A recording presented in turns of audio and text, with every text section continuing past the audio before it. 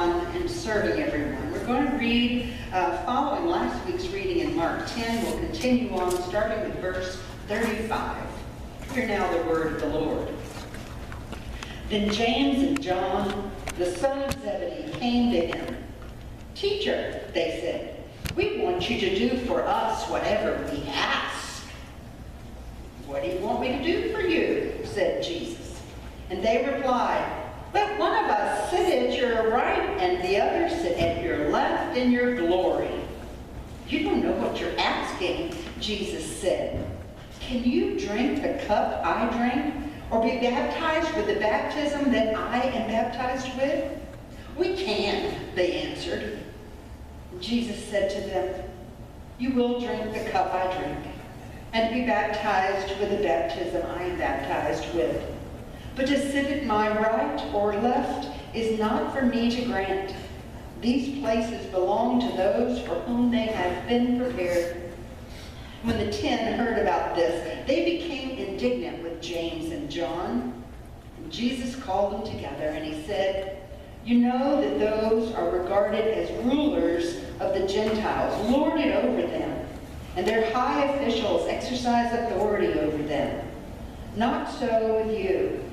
Instead, whoever wants to become great among you must be your servant, and whoever wants to be first must be slave of all.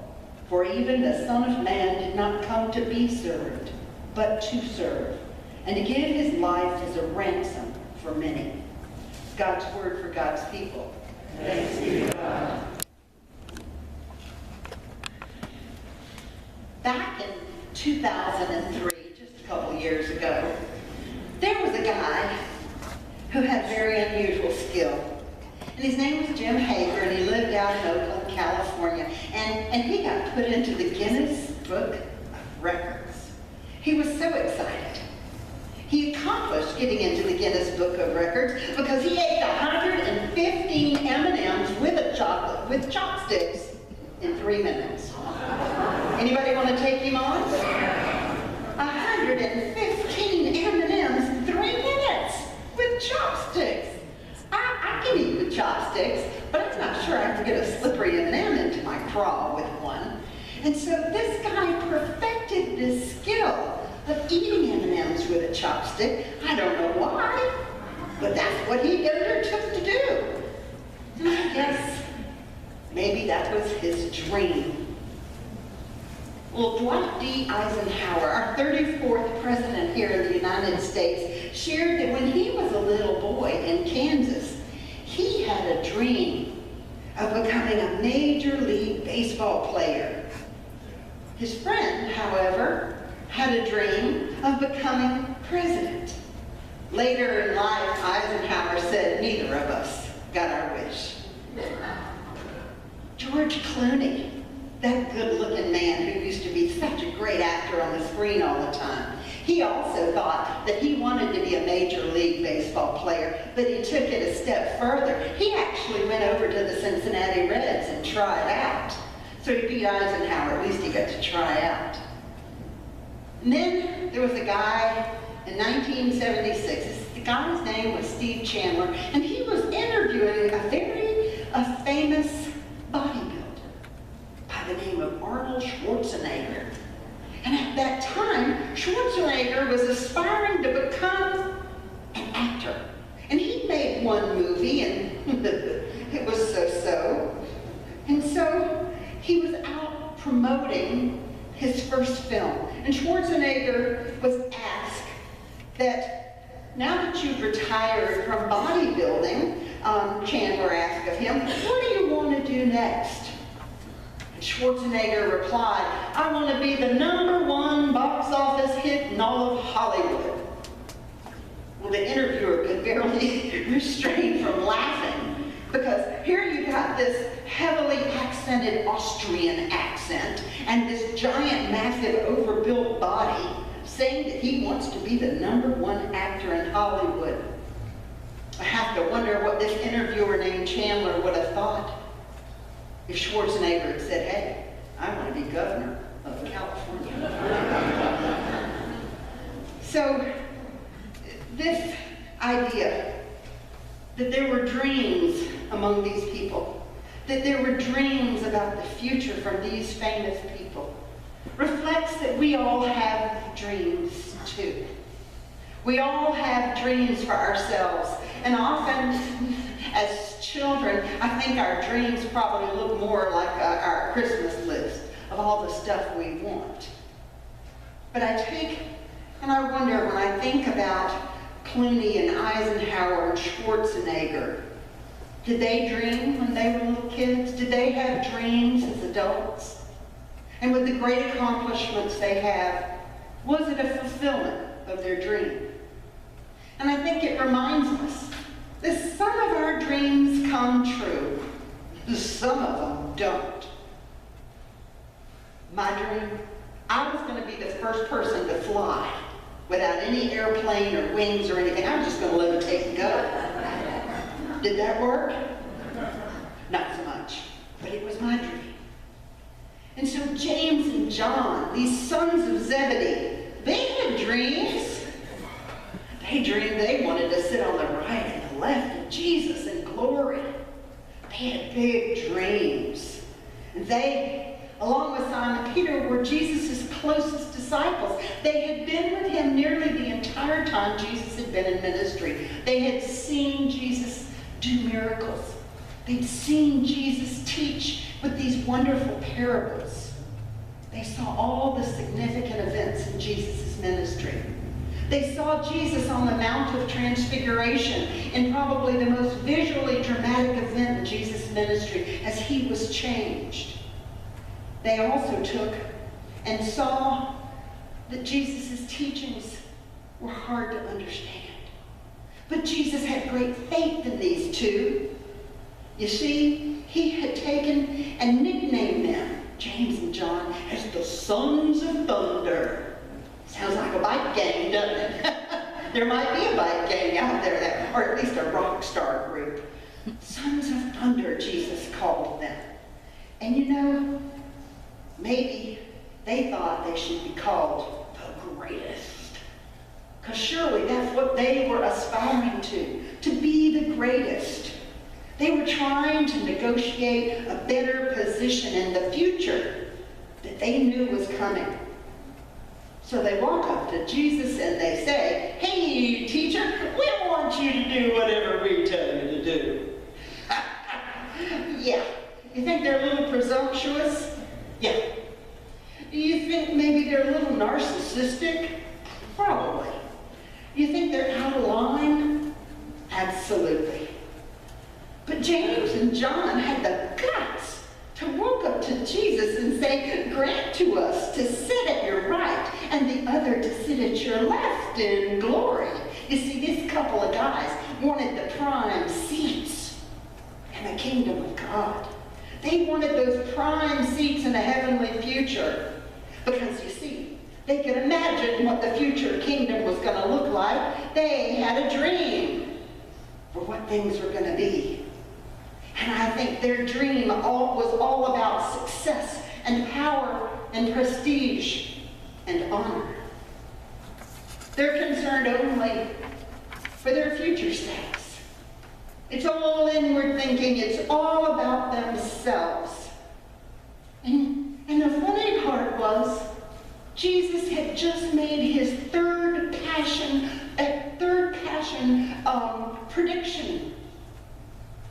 He told them again, and he's told them a third time. The first time he tells them of his impending suffering, death, and resurrection. Peter misses the mark totally on what the Messiah is all about.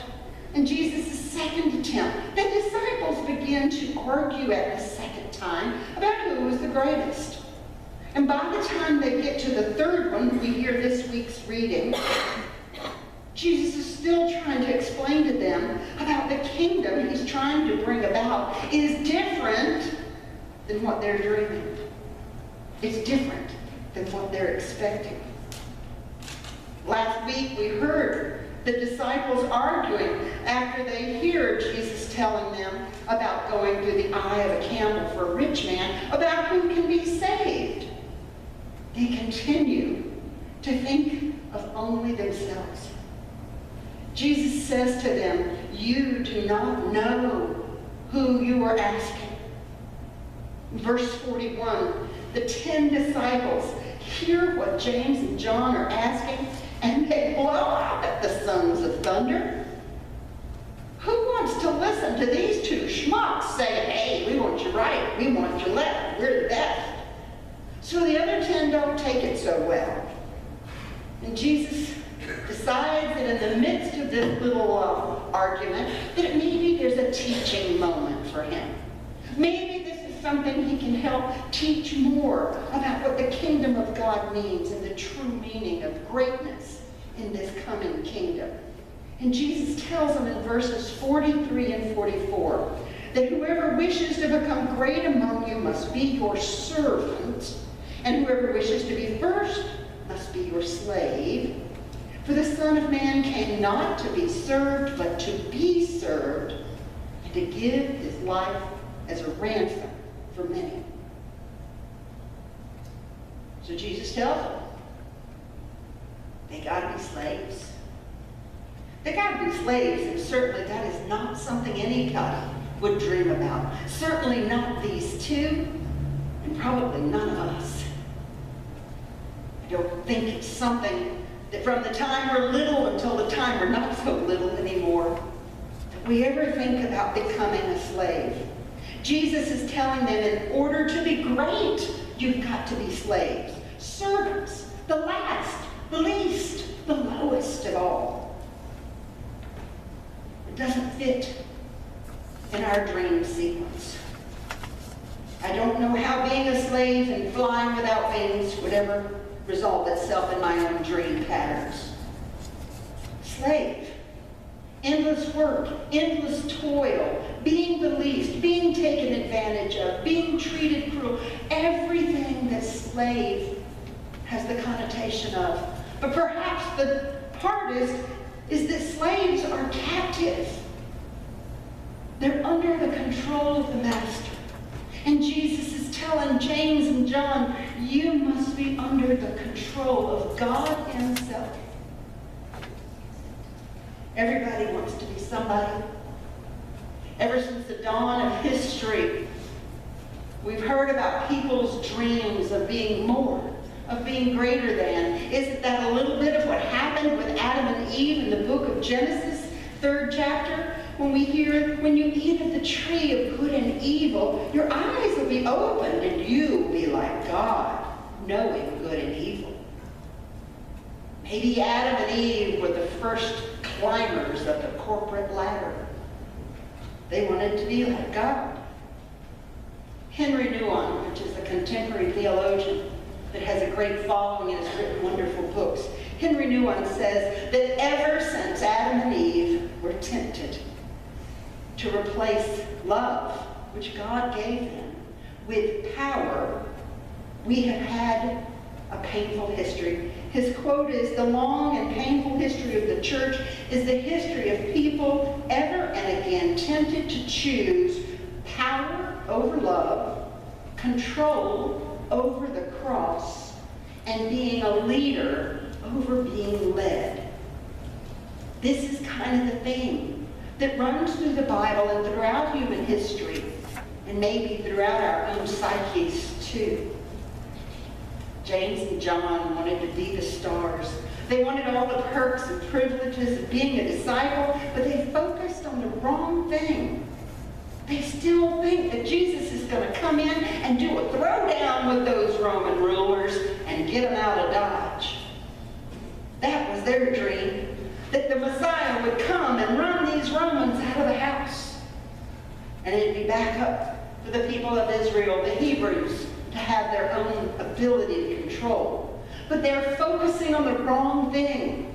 They're focusing on the wrong thing because their focus is being right there to the right and left of Jesus, to be front and center to receive all the glory. They cannot see how the glory of God is right there before them, how the greatness of God is seen in humble service. This week on Twitter, a guy named Sam Alsbury tweeted something that really kind of stuck to me. He said, "No one stands at the edge of the Grand Canyon and says, 'I am awesome.'" Can we stand before God and say that?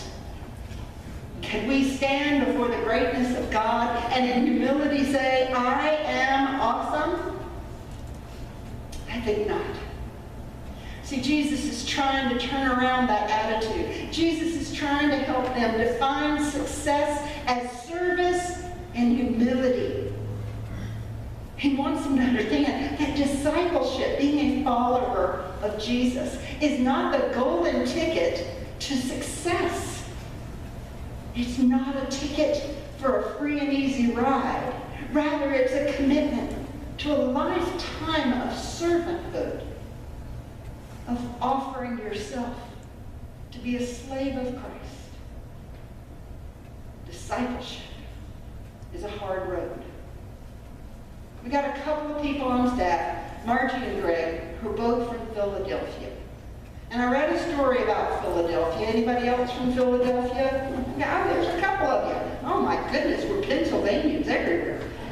There's a story about a restaurant. Maybe y'all have heard of it. It's called Rose's Pizza. And Rose's Pizza has a wonderful pay it forward program. They had a customer come in a while back, and the owner had been having a lot of homeless people come into the pizza parlor wanting free food, and he couldn't afford to feed them all. So the owner mentioned to a customer, just kind of spur of the moment, "Hey, can you spare $1? And if you do, I'll have enough to pay for a slice of pizza for the next homeless person that comes in." Well, it took off like wildfire. The owner went and got a stack of those Post-it notes. And every time somebody paid it forward with $1, he put a Post-it note up on the wall so that the homeless people would know, "We got plenty of free pizzas for you today. Come and eat. Come and be fed." And in addition to the Post-it notes, people began writing little messages of encouragement for those homeless people and the struggles they were in the midst of. And so this Pay It Forward program began to really make a difference between the free food and the encouraging messages. One of the messages said, "I want to thank everyone that's donated to Rose's.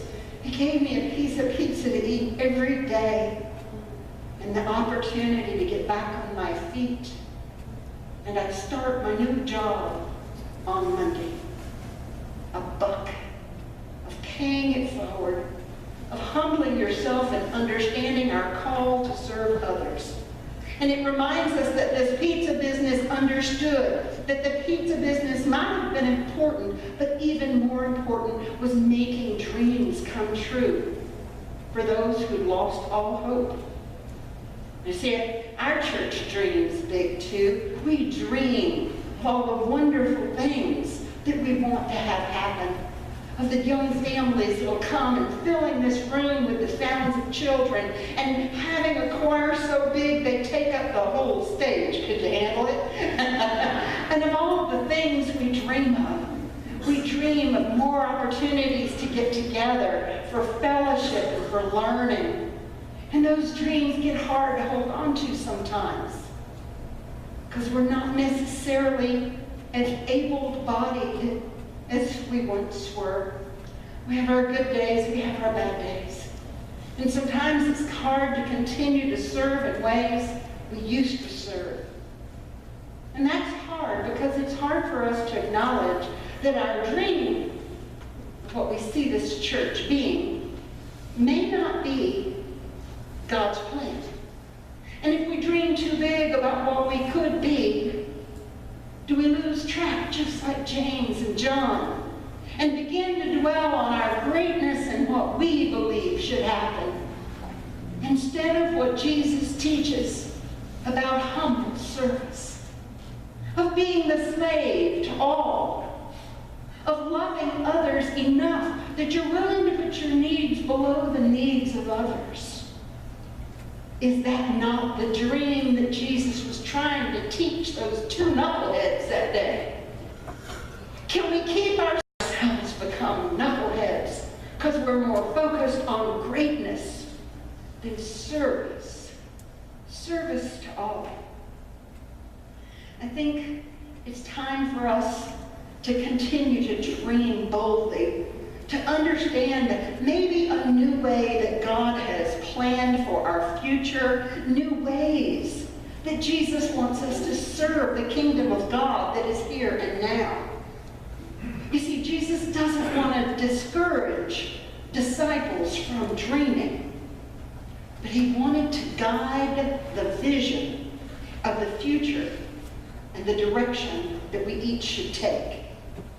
Jesus reminds us not to dream big for ourselves, but to dream big for what the kingdom might look like.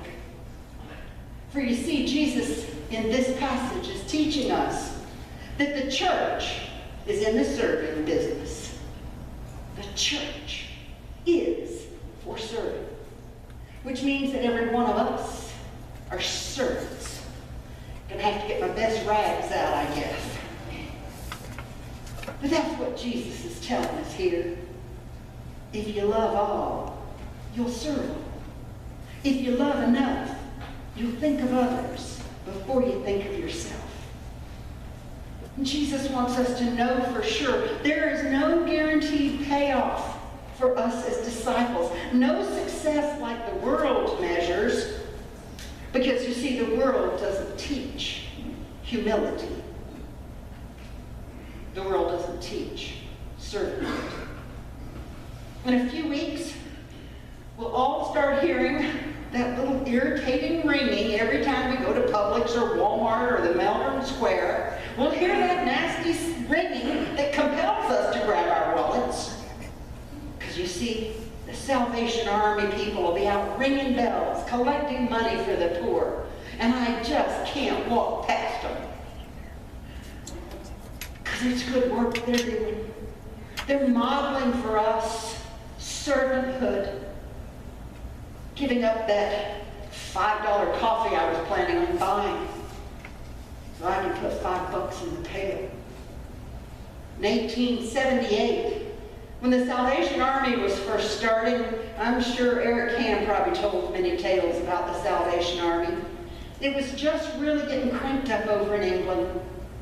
And there was a guy here in America that was doing really well as a minister in a denomination.